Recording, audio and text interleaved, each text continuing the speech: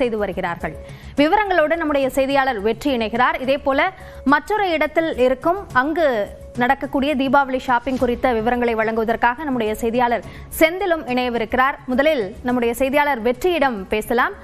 வெற்றி, இப்ப மதுரையில தீபாவளிக்கான ஷாப்பிங் எந்த அளவுக்கு உற்சாகத்தோட நடக்குது?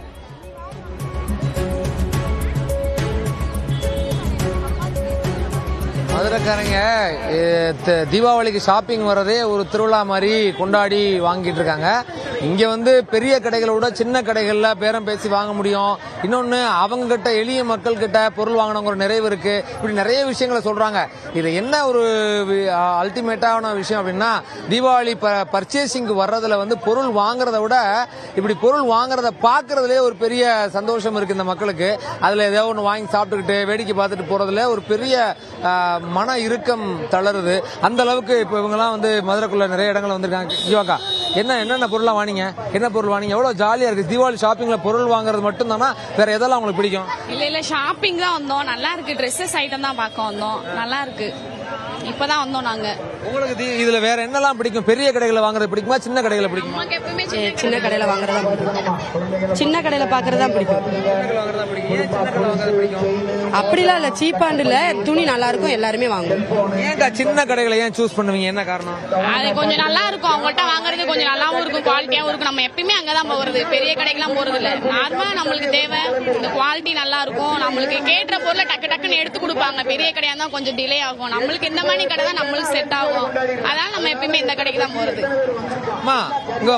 இல்ல தீபாவளிக்கு இந்த பொருள் வாங்குறத தவிர்த்து வேற என்னெல்லாம் பண்றது பிடிக்கும்? இங்க வேற வந்தா நல்லா என்ஜாய் பண்ணுவோம்.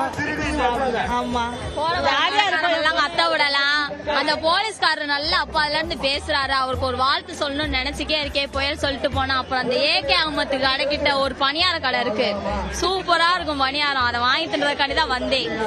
வாங்கி தின்ட்டீங்களா? இனிமேதான் போன, அந்த பக்கம் தான் போன. இப்பதான் வந்திருக்கோம். இப்பதான் உள்ள என்ட்ரன்ஸ் ஆயிருக்கும். இனிமேல் தான் ஸ்டார்ட் பண்ணுவோம். எத்தனை மணிக்கு இங்க இருந்து கிளம்புவீங்க? அப்புறம் போக லேட் ஆயிரும். ஒரு 9 மணி ஆகும். ஒரு அரை நாள் ஓட்டிடுவீங்க.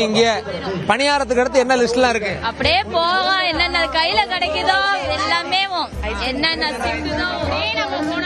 ஐஸ்கிரீம், ஜிகிர்தண்டா, மதுரைக்கு என்ன ஃபேமஸ் எல்லாமே இங்கதான் இருக்கும். அப்படின்னு நம்ம ஒரு ரவுண்ட் போனோம்னா ட்ரெஸ் எடுத்த மாதிரி இருக்கும், ஷாப்பிங் பண்ண மாதிரி இருக்கும், சாப்பிட்ட மாதிரி இருக்கும். எல்லாமே இங்க கிடைக்கும். வேடிக்கை பத்தி மணி இருக்கும், ஜாலியாவும் இருக்கும். மதுரை எப்பயுமே, மதுரைனா எப்பயுமே இப்படிதான் ஜாலியா இருப்போம். பசங்களையும் வம்புழுப்போம். பாத்தீங்களா, இவங்க பாருங்க, வெறும் துணி வாங்குறதுக்கு வர்றதை விட பசங்கிட்ட வம்புழுக்கலாம், பணியாரம் வாங்கி திங்கலாம், அப்புறம் வந்து வேற என்ன பண்ணலாம், வேடிக்கை பார்த்துட்டு போலாம், ஊர் சுத்தலாம்.